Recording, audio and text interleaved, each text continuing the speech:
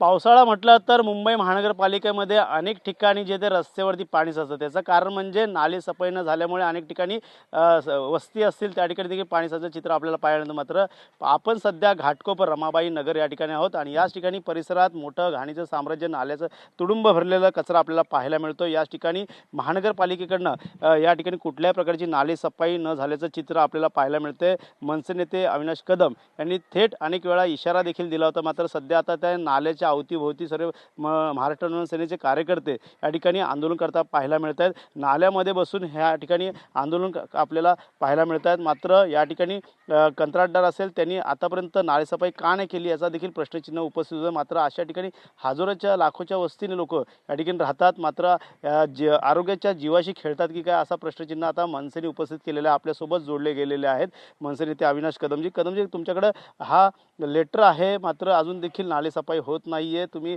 अनेक वेळा आंदोलनं केली, या संदर्भात काय सांगाल? पालिका आयुक्त असेल या महापौरांकडनं अनेक वेळा पत्रव्यवहार करून देखील नालेसफाई का होत नाही? पूर्ण कचऱ्याचं साम्राज्य डम्पिंग सारखा डोंगर उभा राहिलेला आहे. मी सर्वप्रथम आपल्या TV9 चॅनलचे आभार व्यक्त करतो की ह्या आमच्या सर्वसामान्यांच्या झोपडपट्टीमध्ये आपण येऊन ही नालेसफाई न झाल्याचं हे चित्रीकरण आपण दाखवतोय. मी बृहन्मुंबई महानगरपालिकेला ह्या पत्रव्यवहाराच्या माध्यमातून गेल्या 8 दिवसाचा अल्टिमेटम दिलेला. त्याच्यामध्ये मी 2 दिवस त्यांना बोललो की चला अजून 2 दिवस तुम्ही घ्या, परंतु ही नाले साफसफाई करा. परंतु या ठिकाणी आपण बघताय की आमची जी स्थानिक झोपडपट्टी आहे याच्यामध्ये डेंग्यू, मलेरिया, कॅन्सर, दम्याचे पेशंट, TBचे पेशंट हे वाढलेले आहेत. बृहन्मुंबई महानगरपालिकेचं या ठिकाणी लक्ष नाहीये. मला फक्त एवढंच तुम्हाला सांगायचं आहे की नालेसफाईचा हा दावा तुमचा फोल ठरलेला आहे. तुम्ही बघताय की हा सगळा तुमच्या डोळ्यासमोरची परिस्थिती आहे.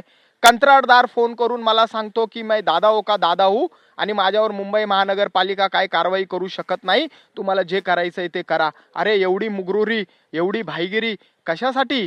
मी रितू तावडे मॅडम आणि बृहन्मुंबई महानगरपालिकेच्या आयुक्त मॅडम अश्विनी भिडे मॅडम यांना मी हात जोडून विनंती करेल की आपण या ठिकाणी तात्काळ हा नाला साफसफाईचे आदेश द्यावे, अन्यथा ह्याच नाल्यातील कचरा घेऊन मी मुंबई महानगरपालिकेच्या मुख्यालयामध्ये येणार आहे आणि हा कचरा तुमच्या दालनामध्ये टाकणार आहे. मॅडम, आमचं ऐकणारं या ठिकाणी कोणी नाहीये.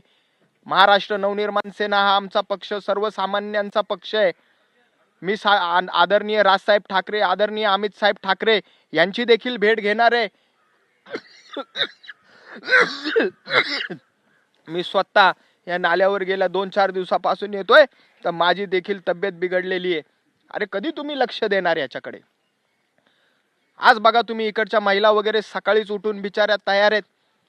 त्यांच्या मुलांची लग्न या ठिकाणी जमत नाहीये, कारण इथे पाहुण्यांना सुद्धा यायला लाज वाटते की अशा घाणेरड्या वस्तीमध्ये आमची दलित मुस्लिमांची, आमची सर्वसामान्य मराठी माणसाची, आमच्या भटक्या विमुक्तांची ही माता रमाबाई आंबेडकर नगर ह्या नगराने अनेक कष्टकऱ्यांना या ठिकाणी पोचलंय आणि आज ह्या आमच्या कामराज नगर आणि रमाबाई नगरची ही परिस्थिती मला बघवत नाहीये.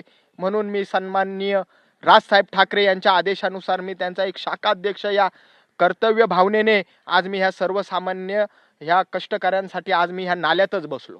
नक्कीच या ठिकाणी आता येणाऱ्या काळात मुंबई महानगरपालिकेकडनं या संदर्भात कशा प्रकारची दखल घेतली जाणार हे देखील पाहणं गरजेचं आहे. मात्र जर अल्टिमेट देऊन सुद्धा जर प्रशासन जागे होत नसेल तर हा जो कचरा जो आहे तो आयुक्त असेल त्यांच्या दालनात टाकण्याचा इशारा महाराष्ट्र नवनिर्माण सेनेचे मनसे नेते जे आहे ते अविनाश कदम यांनी दिलेला आहे. त्यामुळे येणाऱ्या काळात आता हा रमाबाई नगर असेल या कामराज नगर असेल, हे दोन्ही पट्ट्यामधला मधोमध वाहणारा जो नाला आहे तो येणाऱ्या काळात स्वच्छ होणार का? जर स्वच्छ झाला तर या ठिकाणची जी मागणी आहे मनसेच्या वतीने ती पूर्ण केली जाईल का, याकडे सर्वांचं लक्ष लागले आहेत. त्यामुळे येणाऱ्या काळात असे जे नाले आहेत त्या ठिकाणी आता महापौर असतील या आयुक्त या ठिकाणी त्यांची पाहणी करणार का हे देखील पाहणं गरजेचं राहणार आहे. कॅमेरा अथर्वसह गणेश सुराट, TV9 मराठी, घाटकोपर.